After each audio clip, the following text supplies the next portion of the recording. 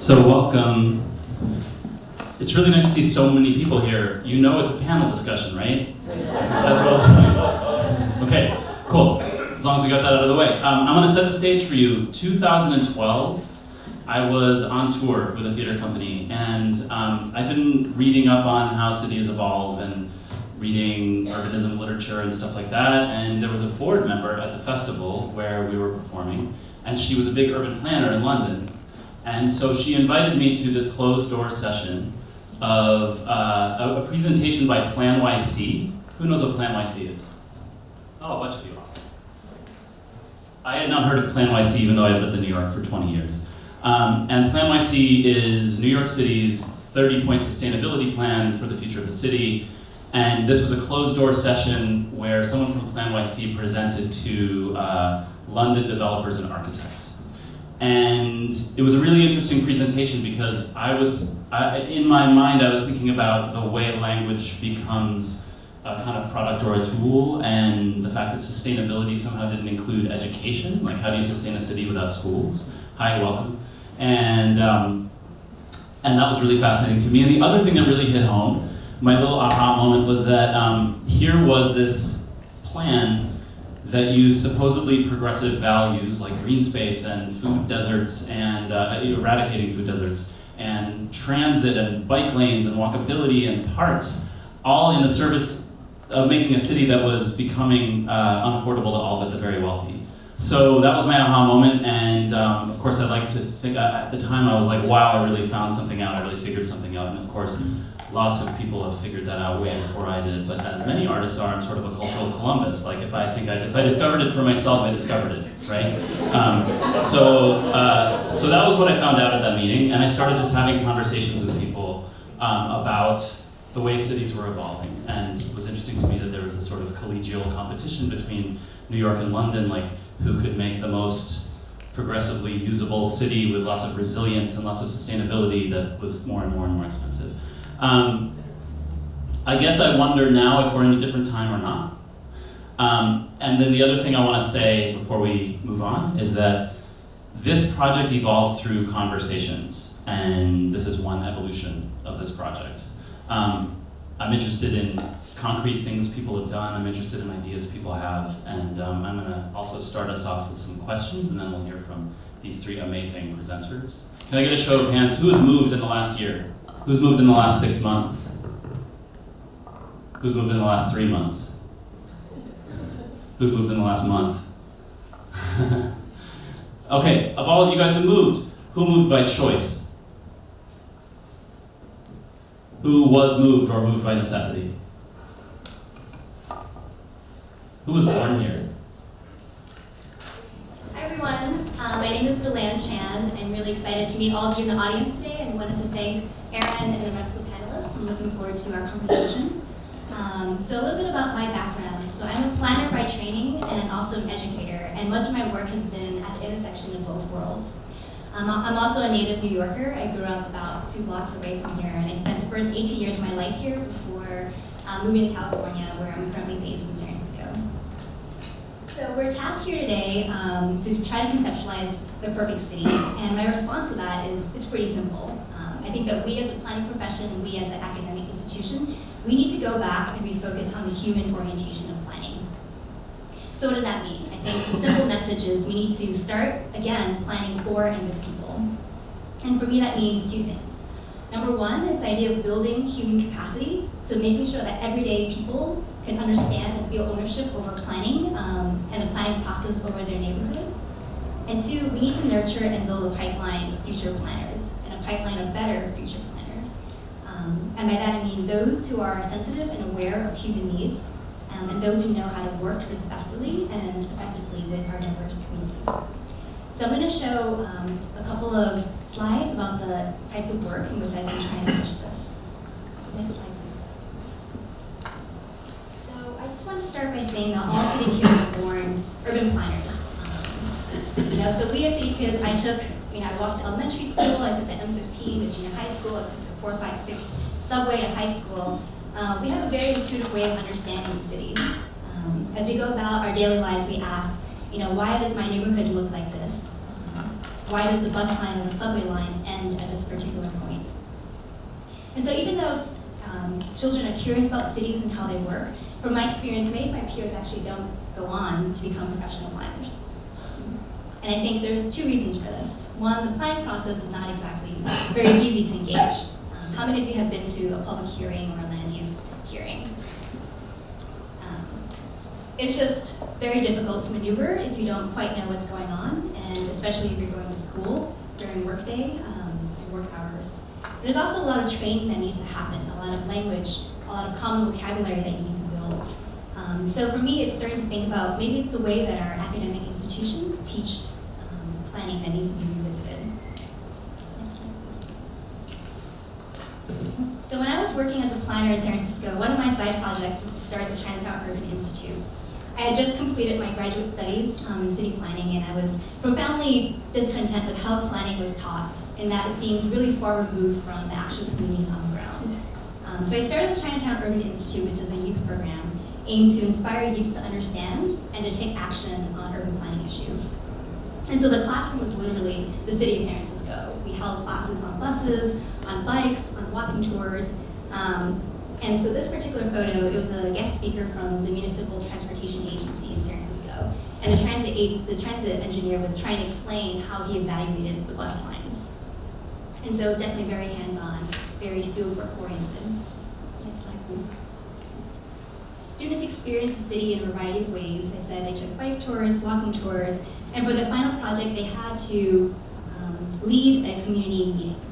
And so it's a clear objective. If you're going to enter the planning field, you should definitely know how to interface with the public. And that means doing so in a way that respects the culture, respects the language of the community. You have to learn how to translate your materials and how to create your presentation so that it's free of jargon. And so that's something that we had all our fellows do. And the fellows are between the ages of 18 to 25. So aside from building programs such as China Urban Institute, what are other ways to build human capacity? So that everyday people can understand land use issues and can feel a sense of ownership over it. How do we inspire youth in particular? So one thing we discovered is that learning from other cities is really crucial. So we organized trips to bring youth to different cities. This is from this past summer, this past June. We took 12 youth to Chicago. And for many youth, this was actually their first time on a plane. And so it's huge, just exposing them to different practices and innovative things that are happening around the country. And it's useful in two ways. First, they get to meet other planners, but second, they also meet other youth in neighborhoods like Chicago, who are actually change makers in the community as well. And so there's a lot of exchanges happening across the country. This might look familiar. We took a trip to New York City in 2010. These particular youth were working on a campaign around transportation justice. So they met with local NGOs and government agencies trying to understand New York City's initiatives for safer streets and trying to find a way for how this could be applied to the San Francisco context. This project was called the Bus Stop Survey. And the main focus was to teach youth how to do a community assessment. So oftentimes planners come in as the experts, they have the tools, but our goal for this workshop was to equip the youth so that they could have the tools for themselves. So this project came about when the transit agency was proposing to eliminate bus stops in the neighborhood. So we took a proactive approach to having the youth measure the sidewalk, conducting interviews so they could really understand who uses the bus stops and what are the various land uses around these particular bus stops. And so here they're measuring the sidewalk, with the tape measure. So moving on to my current work, I'm currently a lecturer in the program of Urban Studies at Stanford, and I started a new experiential learning initiative based on the model of the Urban Institute. And the goal is to connect students to understanding urban development, particularly in the world's most rapidly growing areas. When we think of urban growth in the 21st century, we think of countries like China and India.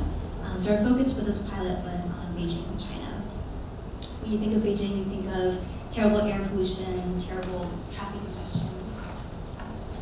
It's a city where you have to project photos of blue skies because it's very difficult to have access to this privilege of blue skies. So with my co-instructor, we took 12 Stanford students to Beijing last month. When we first arrived, we were very lucky to see blue skies.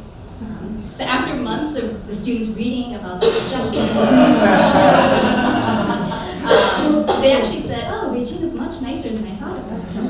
And so they were really surprised. So actually for the 2-3 weeks that we're here, the congestion did settle in and we have that orange fog. But there was also a realization that they wouldn't have had if they weren't on the ground, which was that Beijing was a lot more human than they thought.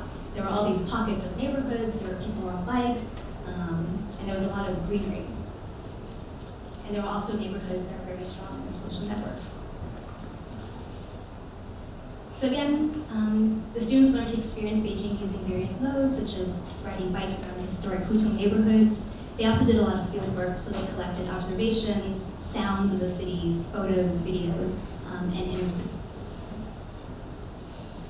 Perhaps one of the most important aspects of this trip was that it was a joint workshop between 12 Stanford American students as well as 12 Chinese Tsinghua University students. So a really important aspect was this cross-cultural learning. And so for me, I'm trying to push this new model of experiential learning in the university and allowing us to have the time to deeply explore and understand the city before jumping forward and coming up with a solution. And I hope that the students will learn to use this set of tools whether or not they want to work in China. And so it's not only applicable to this class, but the sort of tools that they'll have when they graduate from the university. So I'm going to end my presentation with a question for you all, for my fellow panelists, that perhaps we can tackle later. And it's a question that we know that planning has had a very difficult relationship with communities, particularly around redevelopments in the 1950s and 60s. So how do we turn that around? How do we move towards a new paradigm where we get closer to achieving that human city? And how do we achieve certain processes where we are beginning to plan for people? Thank you.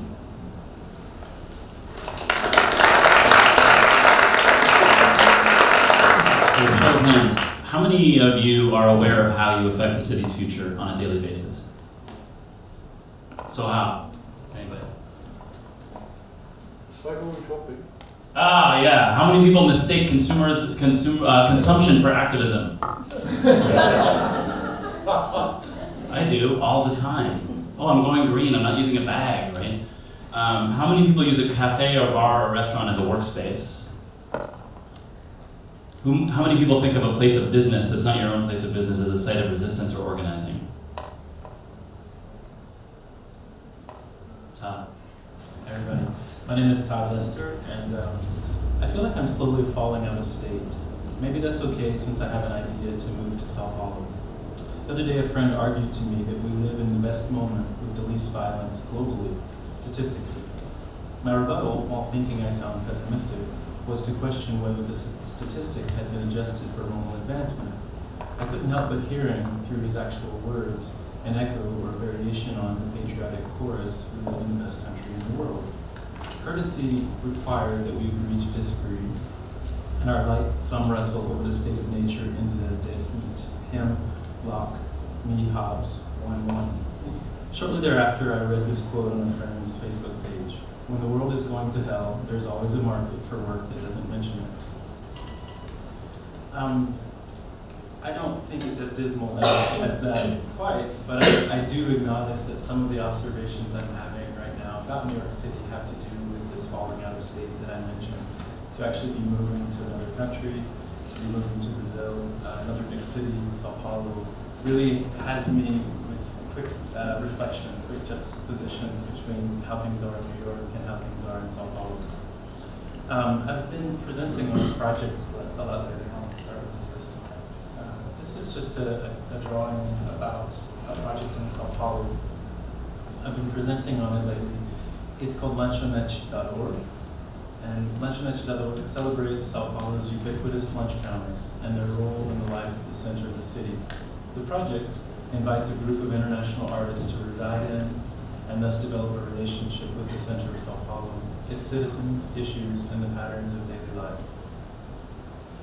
So I've been presenting this project lately, and I was presenting recently, and a guy says to me from the audience, "You could do all of what you'd like to do without starting a restaurant." I say, "Do you have electricity in your house?" He says, "Yes." And I say, "Do you go to see the power plant every day just to make sure it's there?" And it stumped him as I hoped it would. And he said, think of it, and I said, think of it like that. The power source, or even the nucleus of the project, is the lunch counter. So what I'm moving to Sao Paulo to build is a lunch counter and artist engagement project in the center of the city. It will be a functioning lunch counter. There are tens of thousands of lunch counter in the broader Sao Paulo area, literally like our bodega, 3 or 4 to a block. So it's not like there's not already competition. It's not like they need another lunch counter in Sao Paulo. The lunch counter is an idea that I've come up with after about 10 years of visiting and staying longer term periods in Sao Paulo. Yes, thank you, Aaron. If you just want to show slowly through the pictures, I'm going to show a little bit of what lunch counters in Sao Paulo look like. Some variations, pool tables, this top comes out. So when Aaron asked me to speak tonight, I wasn't sure whether I would want to speak about New York, where I've lived for over 15 years, or Sao Paulo, where I've been visiting for a long time and in the process of moving to. Somewhere in our discussions, or even in the text, the word gentrification came up around Perfect City. And I made this statement to Aaron. I said, it's taken me almost 10 years to understand Sao Paulo well enough to understand the difference in its gentrification patterns and patterns of New York City. I live in Brooklyn. And I've always felt it intuited as someone who, I consider myself an urbanist. I like living in urban centers. I like exploring and watching things grow and change. I've always known that it was a more violent gentrification, that it was more aggressive, that it did things at night, that that the speculation that had happened in the past 20 years, had set its course. And what I mean is that in the center of Sao Paulo, you have a period of 20 years where there was a danger narrative. And under the danger narrative, which perhaps had truth, also it had the truth of land speculation, of land grabbing, of deals to sell multi-million-dollar buildings for $1,000, $10,000, $200,000 would even be a deal. During this period of speculation and land grabbing, you had most of the center of the city bought up, and then slowly but surely the narrative started to change. And it started to change at the same time that we, even in New York, I've seen it on Fox News before, a story of a 7-hour traffic jam in Sao Paulo. So we start to understand that this is a sprawling city. This is a city that I personally have colleagues who spend 2 hours in a one-way commute. We know that in the city that the homeless population is augmented by, or there's a subset of the homeless that aren't without a home, they just don't have time to get home. And that what arises from a public transport system that cannot support its populace, what arises a lot of things. The movement for the fight to the right to stay, it's called, or FLM, is a movement of about 25 buildings that have been occupied by citizens. This is a very political movement because there's an awareness that there are approximately 400,000 vacant residential units in the city. So this is where I start to see the difference between New York and Sao Paulo, that for some variety of environmental factors in Sao Paulo, people hold on to property until, people who own property hold on to it until they feel that it will reach its highest rental dollar. Whereas in other places, sometimes the government will incentivize renting at lower rates, incremental rates. In Sao Paulo, there isn't a top-down incentive that encourages landholders to use their property until the neighborhoods actually flip, as we say. I think what I'll close on is sharing a poster that I found online from New Orleans. I think that's probably the best way to close. A little bit of password. It says, "Stop calling me resilient, because every time you say, oh, they're resilient, that means you can do something else to me. I am not resilient." So who here thinks about leaving New York City when it gets too hard, too expensive, or too, I don't know, douchey?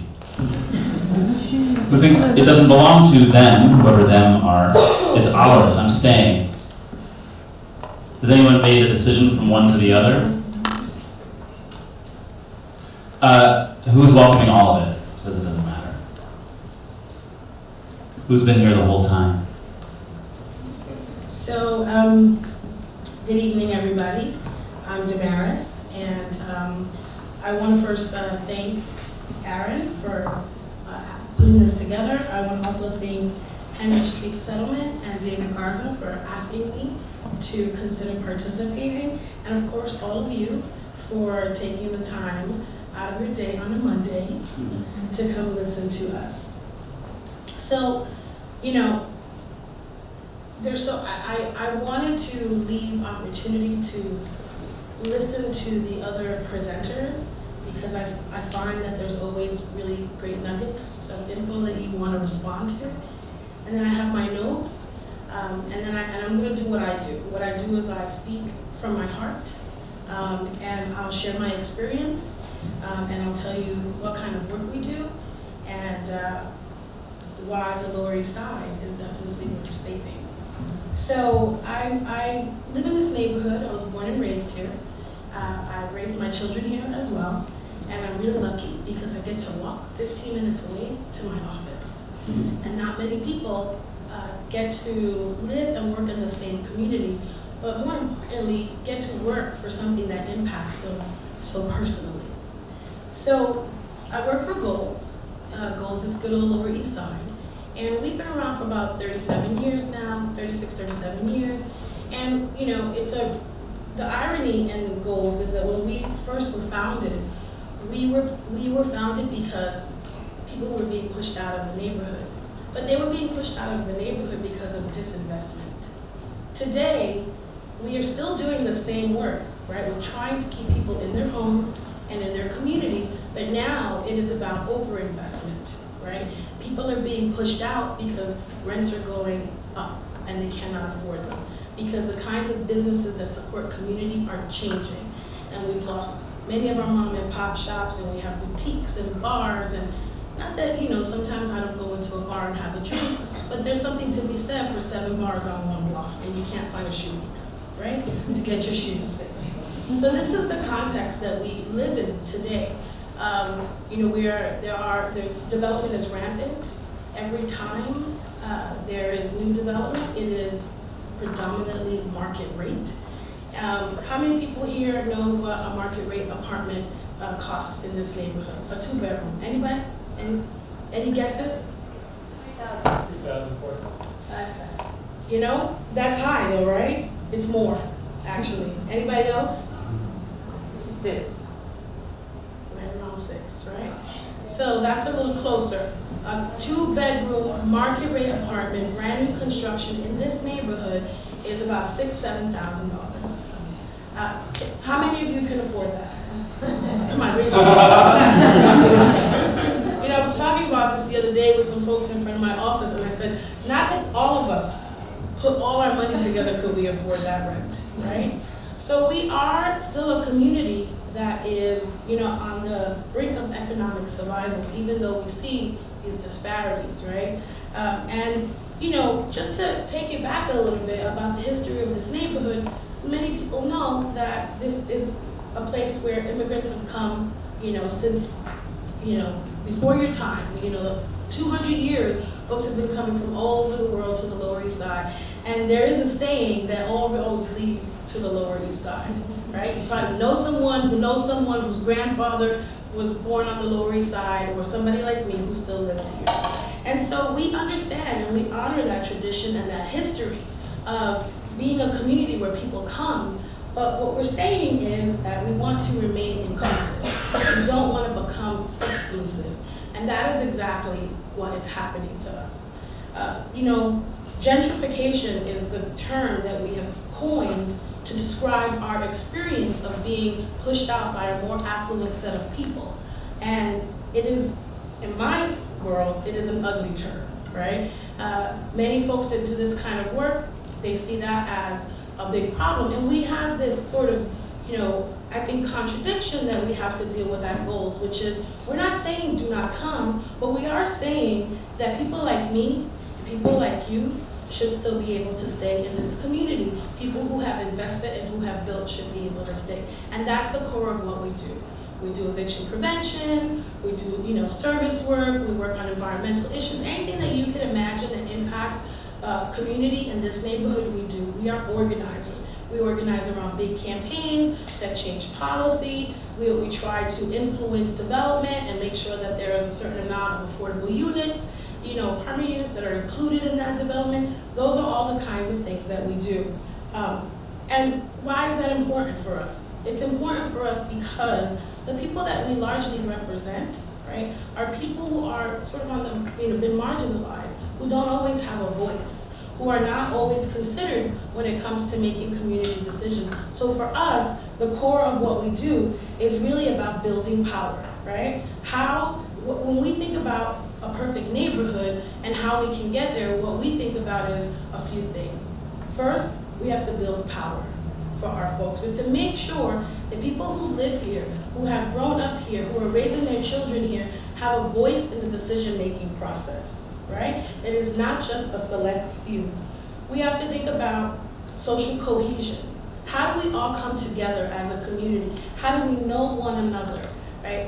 What is our relationship to this neighborhood, and what are those networks?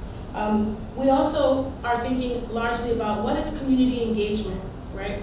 How do we make sure that residents are participating and that we see this as second nature?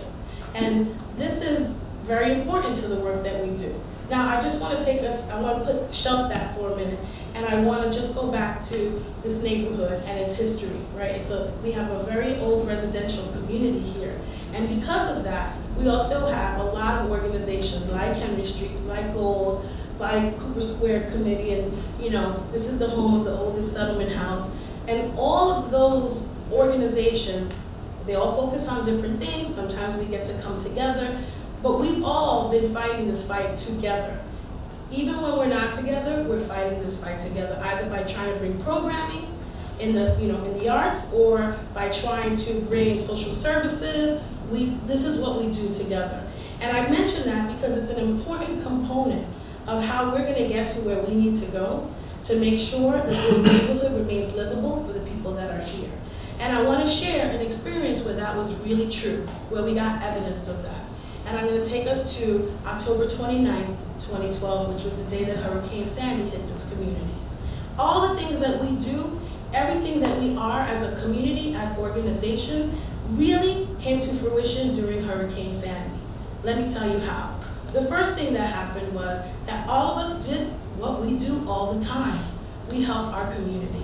We found ways to recruit volunteers, to get donations, and to go out into the community and help people who were vulnerable. And let me be clear that 70% of the population that is in the hurricane zone is in public housing along the waterfront. These are amongst the most vulnerable. So that was the first thing that we did. The second thing that we did was we deployed people. We went out. For Goals, we managed about 3,000 volunteers, and we reached about 15,000 households. Do not ask me how we did that. I don't know that I can ever do that again. I have a 12-person staff, but when times get rough, the best comes out of people. It is amazing. And I was going to bring you some pictures, but I wasn't able to get them together. But you just should have seen what it looked like. Now, what's particularly important about that, and me being here at Henry Street, is that our communications were down, so we weren't really able all the time to reach out to our fellow groups and know what you were doing, trying to coordinate. And I remember that David from Henry Street was able to reach me.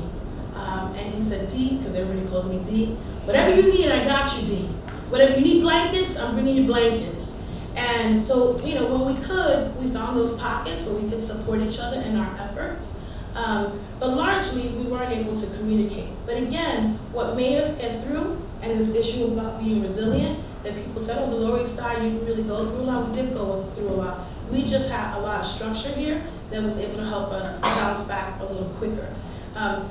So those were the groups. What we learned was that we needed to build on that some more, that we needed to foster that, to cultivate that sort of response and coming together and being there for your community by working together. And we formed a network called LES Ready. And we have about 31 groups and we're putting a plan together for in the event of another disaster. We're looking at other opportunities, and what I have found is that what we see at goals as organizing and working with community and building power and really coming together is playing out now in all these organizations that represent people from this community as we are moving forward, not only in trying to be more resilient and deal with issues of climate, the impact that climate change has on us, but in other issues, we've been coming together. And so I want to say, and leave you with this, because I'm sure I'm running out of time, that what I've learned in all the years of doing this is that the most important thing is community and understanding that everybody has a role. And then the second thing that I learned is that you have to figure out how to recognize that these issues are bigger than any one of us, and that if we're really going to address them, if we're really going to save our community, if Goals has a shot at keeping people in their home and in their community, then we have to work collectively with all of our partners. And that's really going to be the only way, because me by myself at a community board, at a rally, and believe me, I've done it all, my voice, while it may be loud, and while I can be powerful, and I can be passionate, I'm still one individual. So that's the thought I want to leave you with.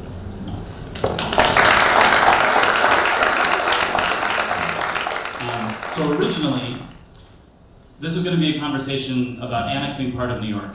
That was the proposal. What if we just take a part of New York, we decide Lower East Side, East Village, and we annex it like Christiania and Copenhagen or other places that have done that, we remake it according to our own values. And then turns out that's really complicated and maybe not so interesting. It achieved eye rolls from a couple people I tried it out on, because people were like, who's gonna do the garbage? And that's kind of where we go, right? Like there's a lot of logistics involved with annexation. So it became too complicated, it became a little boring, but instead, I thought maybe what we'd do is we'd come up tonight in a brief, informal way with something akin to a plan for the Lower East Side, like a 30-point sustainability plan based on the people in this room. Or if we don't get to 30, that's totally fine. Maybe these guys will be able to contribute 1 or 2. I'm gonna be a scribe, although if anyone has better handwriting than me, and we'll call it something like Plan LES. And then maybe we'll add another S just to make a pun out of it, right? We're planless. What does the S stand for? Suggestions? Does it stand for solidarity? Does it stand for successful reintegration of humanity? I don't know. But what I would like you to do is, could you each write down a thing that you've want on this plan? It doesn't have to be logistical or tangible to any other person in the room, but can you think about, we have 30 points or up to 30 points, what's going to be on this plan less? I just want to reflect back one thing.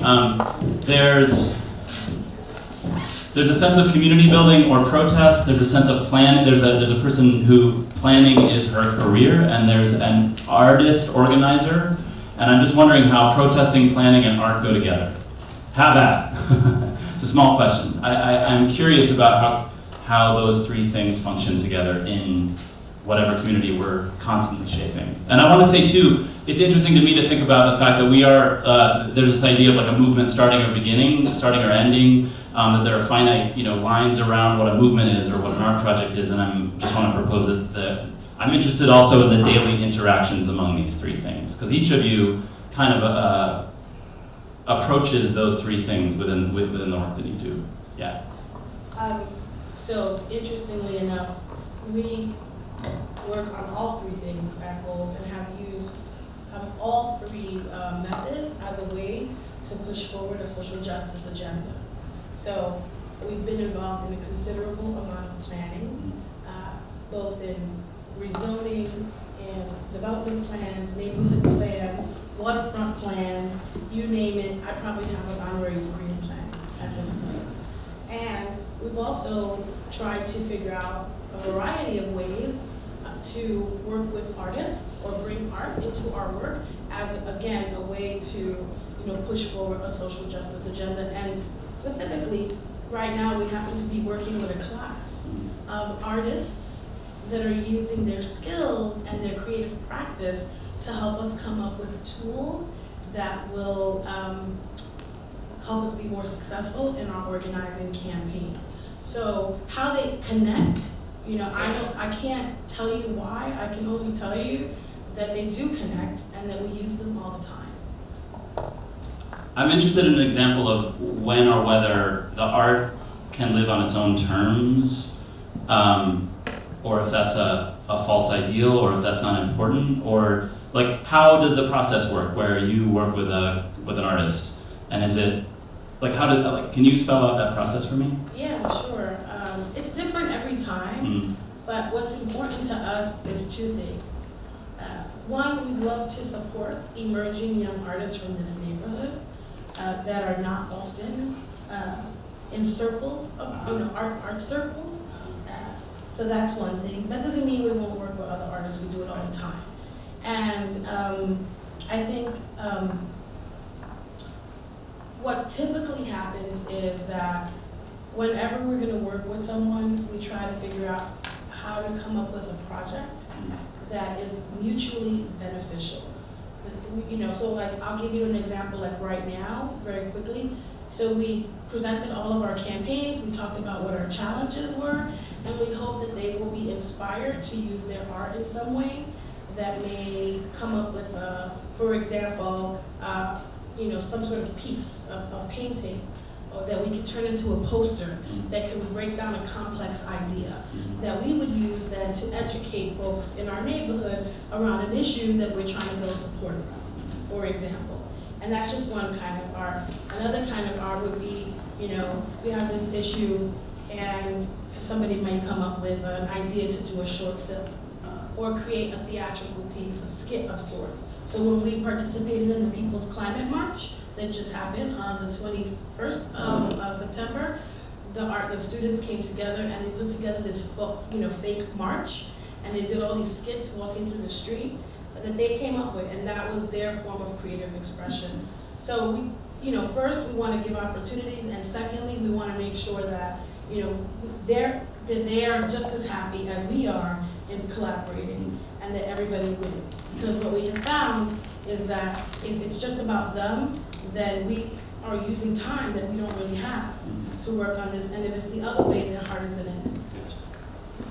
Deland, I wonder if you could talk about the link you sent me today about the 8th grader. It was just something I read just when I was browsing the internet, but apparently there's an 8th grader who's been designing transit maps for cities that don't have mass transit.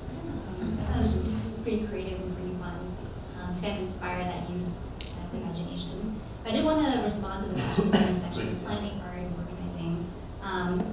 At least particularly in the academic university setting, planning is pretty narrowly defined as a discipline, and as a profession, it's almost about zoning and land use. And I realized that when I started working as a planner that you really needed to have community organizing skills to be an effective planner. Right? You need to be able to learn how to communicate with the public. You need to understand that your role as a public servant is to essentially serve the community, and to remember that at all times. And now particularly when I'm teaching planning in the university setting, I've been integrating a set of design thinking tools. And so we use a lot of things around empathy mapping, trying to understand the user, trying to create various ways of mapping how people go about their space. And so I think it's important to have these types of tools when you're teaching and thinking about planning. Great. Todd, do you want to add anything to that? Sure. I know I didn't fully explain this lunch counter project in Sao Paulo, and that's because I didn't want to take over as the topic matter, but for sure what it's about is about creating an amplification device, because what it seems to me to be happening in the center of Sao Paulo is that the speculation has gone wild, that it's the convenience of the center of the sprawling city has created blinders on urban planners who take their cues from the politicians, but that's complicated too because you have a really entrenched political machine in most of the city. The mayor's new happens to be quite progressive, but the 32 superphase have been there for a long time, and they were even some involved with the sale of the buildings over the past couple of decades. So what I've observed over the last years of working there is that artists and community organizers and cultural producers, among just the citizenry, people are doing what they do. They're claiming their right to the city in a variety of ways. Now, at the sort of pace of this boulder rolling down the hill, this capital encroachment, as I characterize it, is what they're doing enough to make sure that they can stay in the homes that they've lived in for years or decades. I'm not sure, and also I'm aware of the role of an outsider in such a situation where it would take me years to understand some of the particularities. So creating this restaurant is my attempt to create a vehicle, almost like a provocation, if you will, where we have the sort of organizational structure to invite international artists in to actually get to know the local artists and activists and community organizers. And that's what I imagine can happen is that there could be an amplification device. I'll give one example. There's been news lately that Sao Paulo will run out of water in the next 5 years. Now, of course, Sao Paulo has a lot of water flow through it during its rainy season, but it doesn't catch it all. And some urban planning genius, I'm kidding, covered the rivers. So most of the rivers in the city are concreted over. And so now that it's evident that the rivers have to be widened, there are groups of artists and cultural producers asking, why not leave the lid off the rivers when you widen them? We'd like to see them occasionally. And so that's just one example of, and I'll say just a bit more. In December, we'll invite down some members of the Free Seas Collective, which is a New York-based collective, to get to know these artists in Sao Paulo who are working on water issues and spend some time walking around and looking at places in the center. So I'm just giving an example of how I think that, artists, sometimes artists are people can find common ground to talk with or work with every kind. Who has an item for our list? If you fail to use your stoop, you get taxed. No empty stoops. Failure to rent your current space within 6 months. Required history and community education classes for people who move into the neighborhood.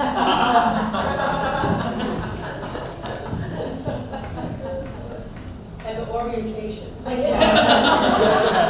local currency. Local currency.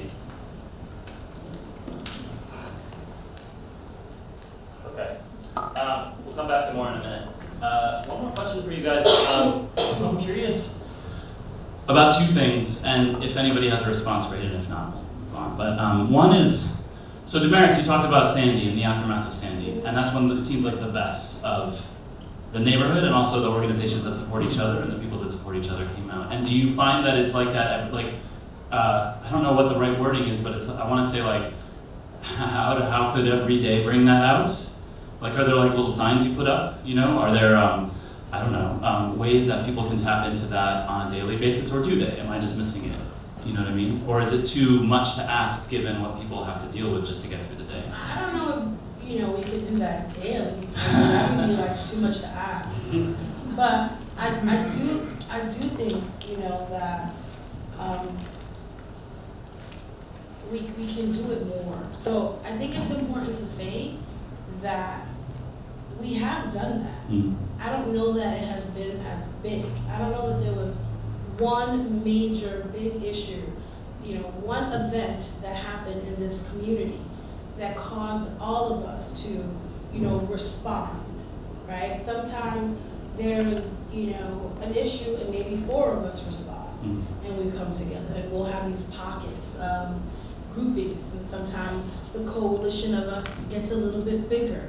But I don't think that there, in my memory, has been any one issue that has had so many, and let me just say that it wasn't just organizations, it was other networks too. It was block associations, it was churches, it was every kind of grouping of people, resident associations, everybody was working towards the same goal. So yeah, I would like to give some thought to what we could do to have that kind of, engagement. And I thought about, what could it look like to have so many different entities working collectively in a coordinated and intentional way on an issue that's impacting our community.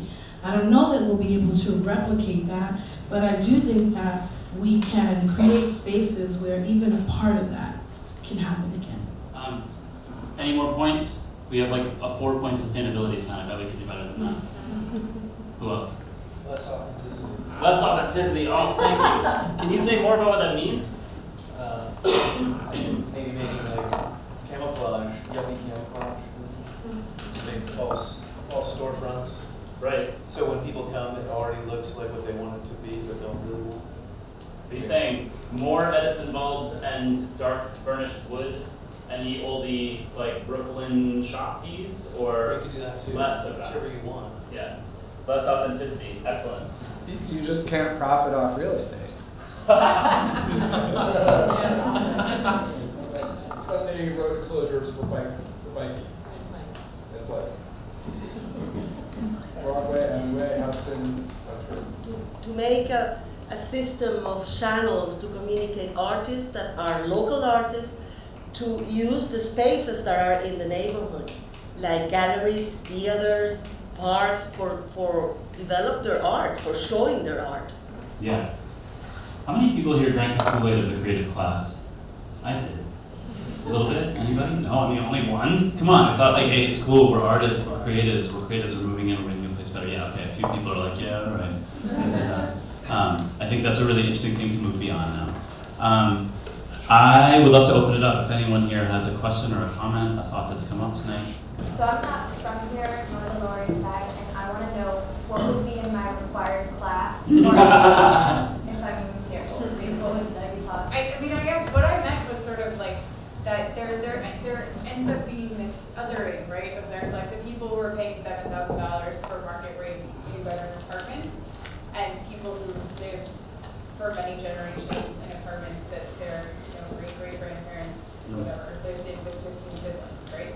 And so there becomes this like othering of each group is like those people and those people. So if there was like something, if you're new to a neighborhood, that was like, here's the stuff that's going on, and these are your actual neighbors and the people who have been living here, and what can you bring as a new person bringing in that's different and interesting and adding to this conversation that's not like you're out there and you're rich and paying all this money, but like come inside and here's part of the like things we can do, what can we do together, that it's a conversation. Yeah. I love what you just said, because I think that's where art comes in, because it's about relationship, and when you get people in a room and you get them talking and having conversations with each other, that happens.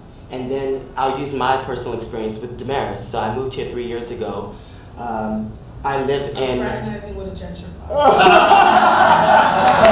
This is the thing, is that wasn't my intention, and I didn't know that's what I was doing when I moved here. I just knew I had a dream and I was pursuing something. So I moved into an apartment that I could barely afford to be able to pursue my dream here. And then I would walk past this place on East 11th Street all the time, and I would see that it had gates on it. I'm like, is there a politician in this place? Like, what's going on? Like, it seemed like there was something really important happening. And out of the arts, and she has a love for music, and I have a love for music, and we just so happened to meet each other out one night at a place in our neighborhood, and we built a relationship.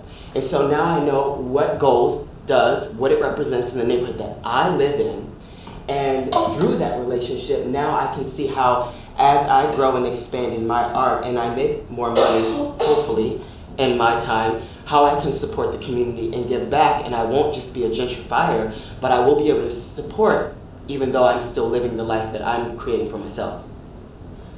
What you just described and what I think you were talking about in the initial proposal is manners?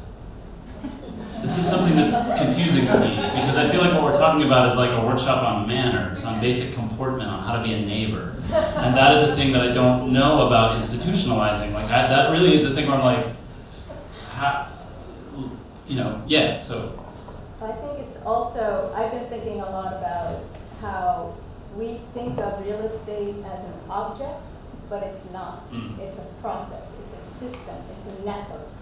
So as long as people think of real estate as an object that you can own, as opposed to part of a network that you are in, then we will not be able to create those connections between different socioeconomic classes, between all those things, because you come in, you say, I own this piece of air, and I don't have to care about anything else around me, So I just think that's kind of what a lot of people are saying here. It's like, And I think the required classes is kind of saying, be aware that you are part of a network. Mm-hmm.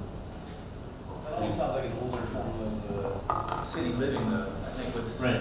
whereas the community would only sell what they do, or things of that nature. That kind of network slowly devolved, with the advent of this super suburbanism, the post-war period. So I think now that kind of suburban idea about property, where your house is actually a commodity, is being imported back into the city, which, what are we going to do about that? City kids are planning and replanning their environments from day one, and most of the people that go into urban planning as a field are not from the city, right?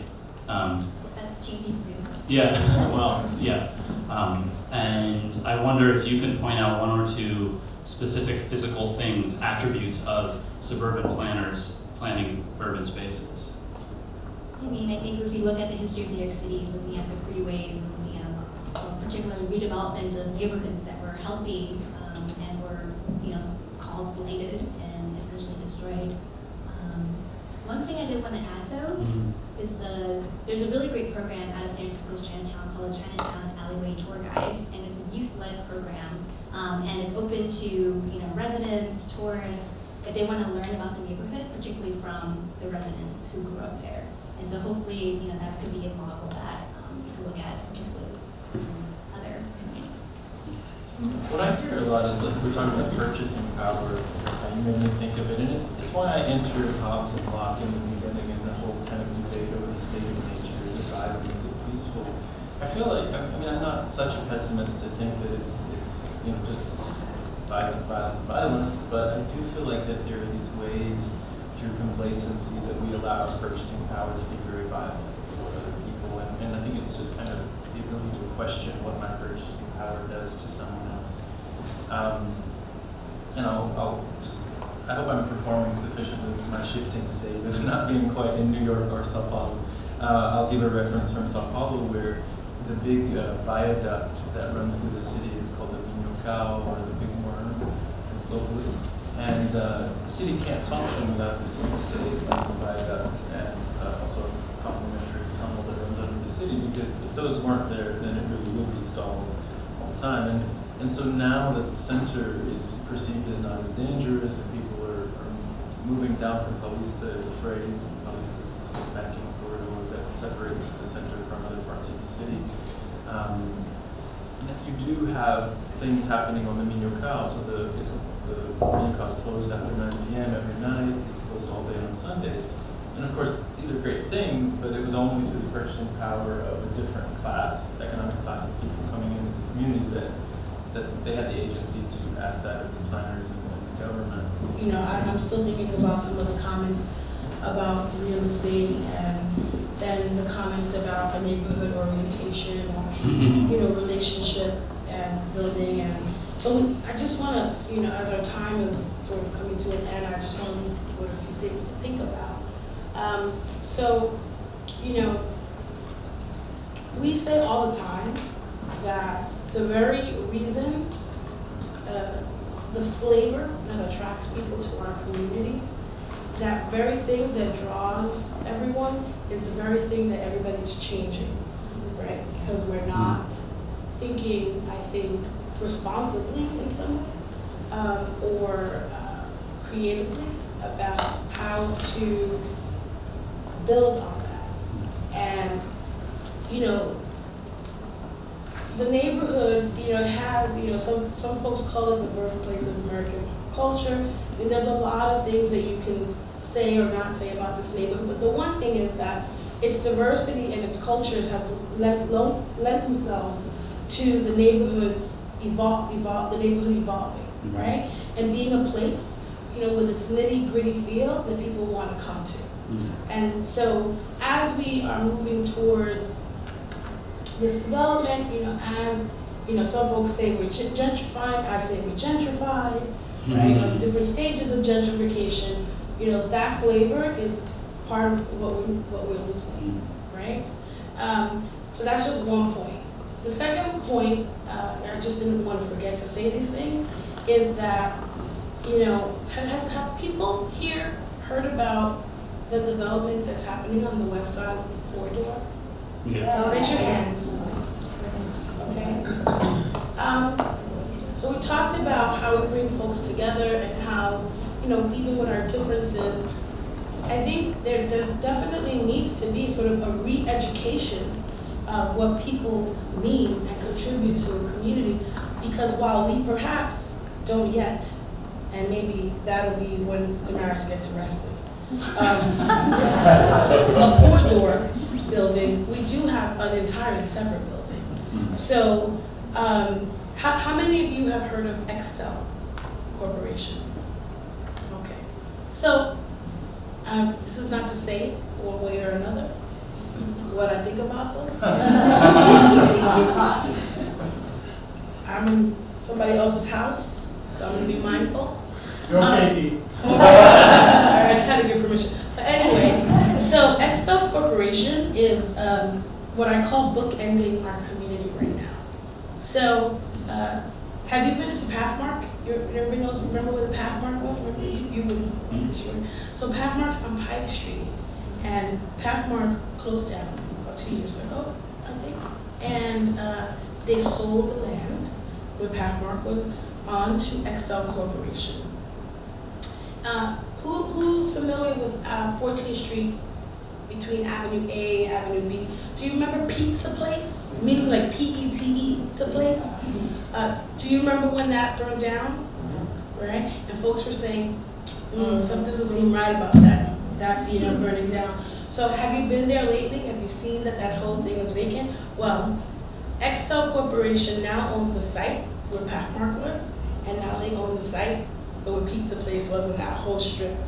So when I say they're bookending us, I really mean they are bookending us. But let me tell you about the building on Pike Street. It's going to be over 65 stories tall. And they are going to take advantage of different tax credits and incentives in order to build this high. And they have to give back affordable housing.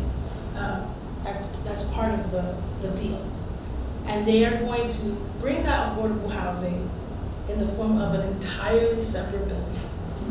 So all the luxury market rate housing will be in one building, and then all the affordable housing will be in another. Now, the head of Extel said that he was born in this neighborhood and that he wanted to give something back. That's what he said at a public meeting. I was there, that's not secondhand. Yeah. And I thought to myself, this has gotta be crazy. But I challenged him to no end, why can you not integrate the housing? Why can you not integrate the housing? Don't worry, that building, they're gonna have all the same amenities as the other building. So here we are in this moment, right, when we're thinking about, how do we bring community closer together as a way to think about how we build community and keep people in their homes and make a better city and preserve the nitty-gritty, exciting culture of not just the Lower East Side, but New York City. But yet, what is going on is that we are finding more ways to separate ourselves and to segregate ourselves by class, by economics, and many other things. So I just wanted to, in case I didn't get an opportunity to say anything else, I just wanted you to walk away with that and then think about your own home, and do you talk to your neighbor?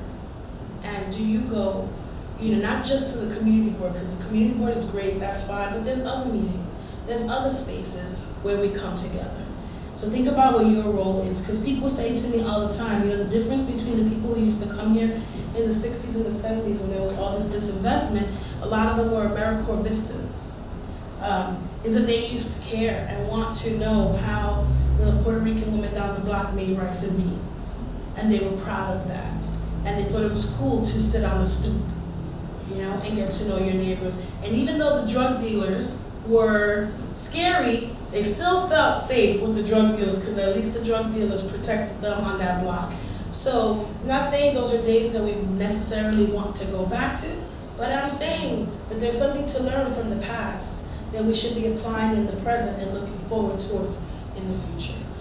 I just want to say the tricky part of what you bring up for me is, and the really exciting part is how do you protest a mindset?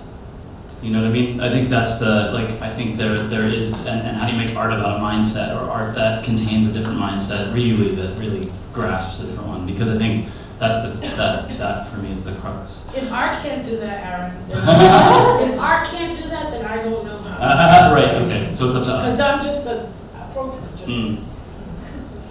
Well, there's a lot of crossover between the two. So I want to get one or two more. Are there any more of these? Yeah. I want us maybe to be post-racial so that we actually can talk about race and the inertia that's built into our cities, the legacies of racist policies. Yeah, inspired by Demaris' comments, I would like to suggest the flavor saver community tipping point tax structure. You find the tipping point that the city went from disinvestment to overinvestment. So about 1984, anyone before that lived in this neighborhood before that time gets a couple of discount points on goods and services and rent. Anyone who came in after that time gets a proportionately adjusted tax increase to goods and services and rent. And for the orientation questions, you have to know that Avenue A, B, C, and D were assault, battery, corruption, and death. Before you don't care about this neighborhood. You have to know where the Vasme Lounge is and what happened there. And you have to know why you have to pay at Cat's Deli with cash. Still, almost. And those, if you can answer those questions, then you can pass your orientation. It's interesting to me, there's no, other than a nice comment about the community board, there's nothing here about the connection to the political structure. And I'm thinking of what, I don't know how you would phrase that, but what you just said, like about Excel. So now we have even a new mayor, we have this big push for affordable housing, and yet the state and the city are changing their tax incentive structures to allow for separate buildings. Because under the, even though it was market rate under the 80-20, you had the same number of apartments on every floor, you couldn't, and that's all coming, the state's changing their policy, the city is, and it's kind of allowing under the kind of rubric of it all for affordable housing, now allowing for this separation. Anyone else want to ask these guys anything? Say anything? Yeah. I feel like there's such a division, and Avenue D is divided. How do you feel like there are ways to better integrate communities between the Nigeria housing community and the neighborhood that lies? Well, first you have to not be afraid to walk through projects, right? To the waterfront. This is an interesting question and one that we've actually been thinking about recently. You know, when you say, you know, if you live in public housing, you're in this community that's within another community. And, you know, I recently gave a tour to, actually two tours, one to the government, the Danish government, and another to the Dutch government. And we were walking through the development. I had to warn them, and I said, people, if they see us, are going to stop and be concerned. And just this may be the beginning of another rumor, because when they see you and you're white and you're wearing a suit, they think Donald Trump has sent out his people to buy the buildings, right? So, so I'm glad that you asked that, because it's a real problem, right? And I think the rest of the community doesn't see the value of going into that part of the neighborhood. And the truth is, what is there? At this point, there's not that much there. It's just an access way to the waterfront. And you can do that by 10th Street, 6th Street, Houston Street, Delancey Street. You have all these other points that you don't have to walk through. So therefore, you don't get to experience or, you know, don't necessarily care. So one of the things we've been thinking about is a visioning process that we want to engage in to look at the future of public housing. And specifically because public housing in the city is in real dire need of resources. And so, you know, in trying to answer that question, we're thinking about, you know, how do you reimagine the street grid in these super block developments that are built under the model of tower, you know, in the park. You know, could we, you know, create different, you know, access points, different streets, instead of, you know, the only major entrance to the Baruch development being, you know, Baruch Drive? You know, are there other ways to think about drawing traffic and then what are some of the ground floor spaces that we could create that would cause people who live on Avenue C and Avenue D, unless they're, who may not be just coming to visit someone, who would want to come into the Jacob Riis houses, or who would want to come.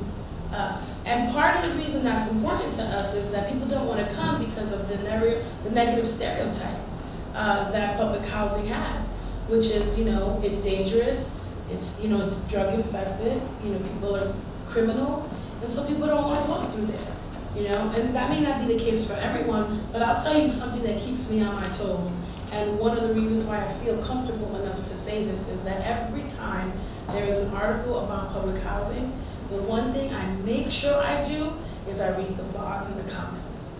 And the reason I do that is because, one, it fires me up, it makes me strong, right? But people say the most offensive things you could ever imagine.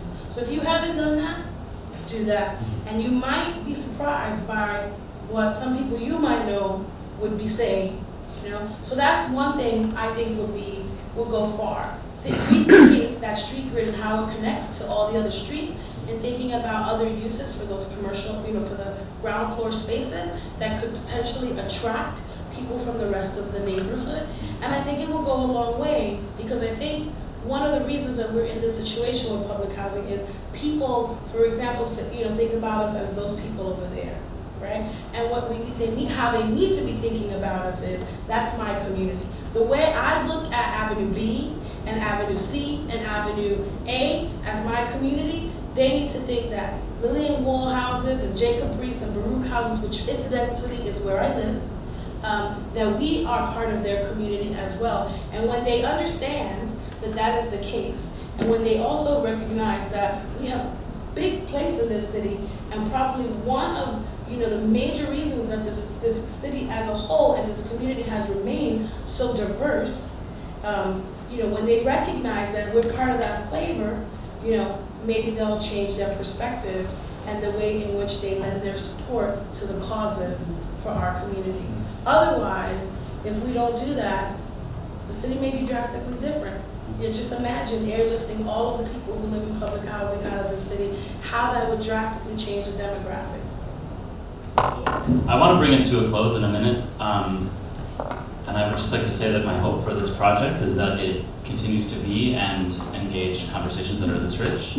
I'd also like to make a few thanks to Crossing the Line, to the Abrons Arts Center and Henry Street Settlement, to Deland and Demaris and Todd, and to you all for coming to an actual panel discussion.